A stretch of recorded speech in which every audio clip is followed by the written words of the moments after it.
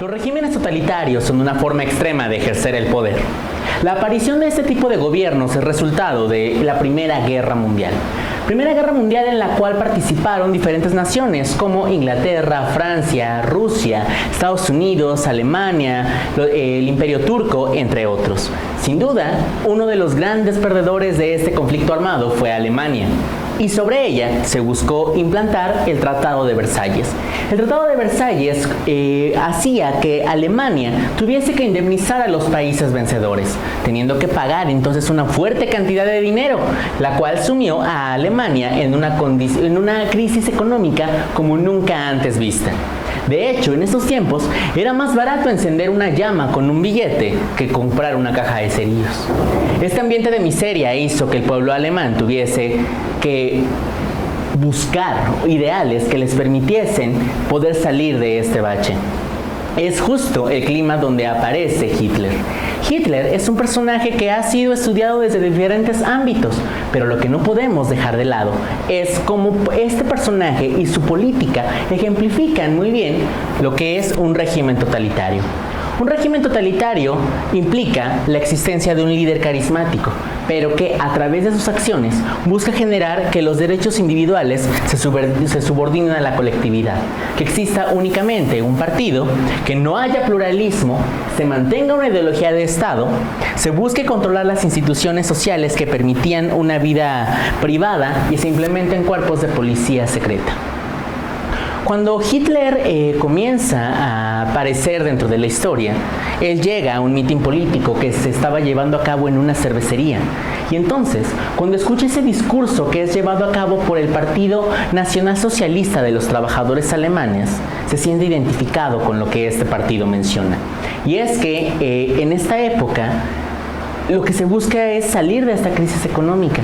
Y Hitler considera que Alemania y el pueblo que allí radica es el único que puede ser considerado una cultura, no solamente una civilización, un pueblo, no, sino que es una cultura y que además ellos tendrían que ser los herederos del pensamiento de los griegos y los romanos, aquellos que fuesen punta de lanza dentro de toda Europa para ser seguidos por todos los demás pueblos.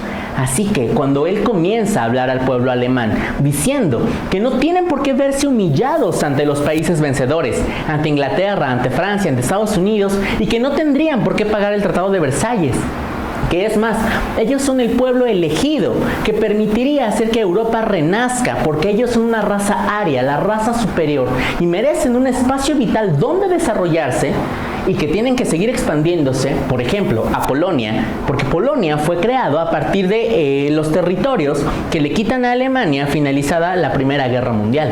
Así que lo que busca Hitler es expandirse, pero demostrar que son superiores, porque para poder demostrar al mundo que son una raza especial, tienen que dar muestra de completa perfección. Por lo tanto, dentro de este régimen no se van a permitir sectores de la población que se consideran inferiores. Nos estamos refiriendo, en este caso, a personas con discapacidad, nos referimos a personas enfermas, gitanos, personas que vienen de pueblos eslavos, los judíos, personas homosexuales, entre otros. Lo que hay que hacer entonces con ese sector de la población es una purga, deshacernos de ellos. Es así como ocurren eventos como la Noche de los Cuchillos Largos o la Noche de los Cristales Rotos, que buscan diezmar a la población deshaciéndonos de este sector específico. Hitler logra ir avanzando en su carrera por obtener el poder a partir de la quema del Reichstag, en la cual se culpa a un holandés de haber incendiado este recinto gubernamental. Eso hace que sea destituido el gobernante y por lo tanto él pueda acceder a un puesto de mando. Por lo tanto, a partir de ese momento y una vez que Hitler se vuelve el máximo dirigente de Alemania, el Führer, todos los demás alemanes comenzarán a seguirlo.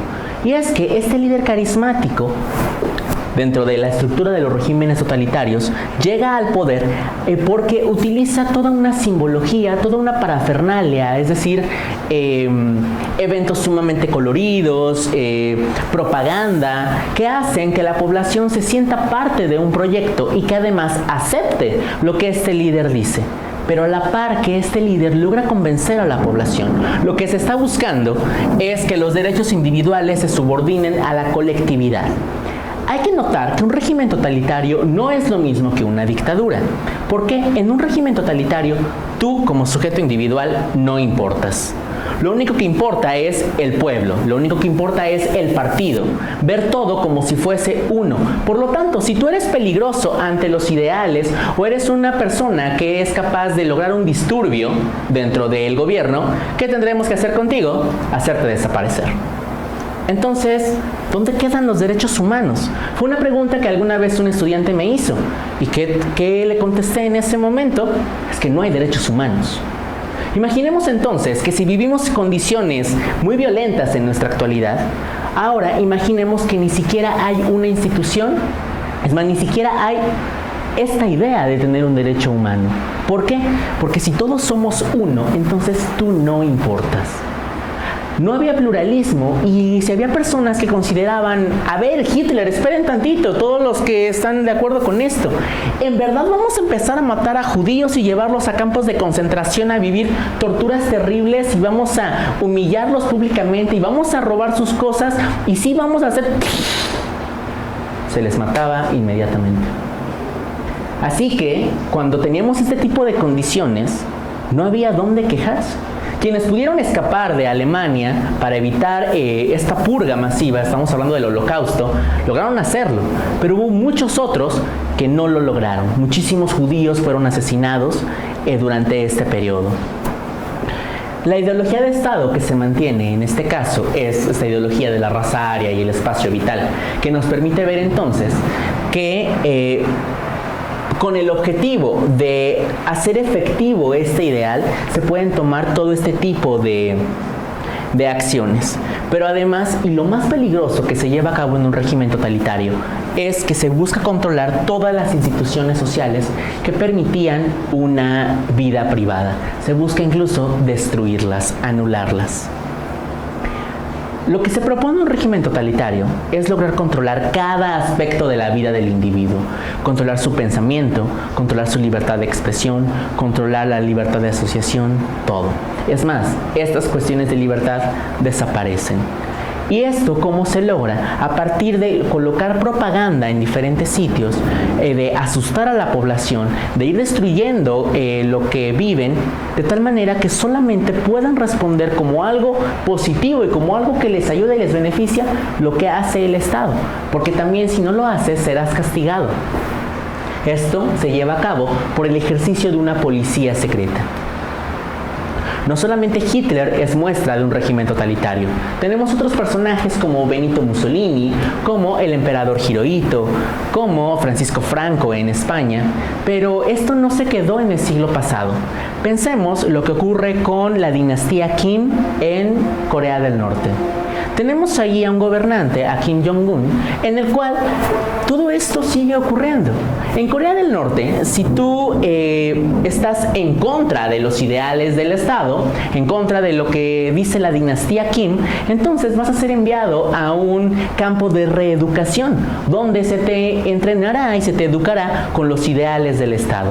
Y es que a los coreanos del norte se les enseña que su líder aprendió a pilotar un avión a los 3 años.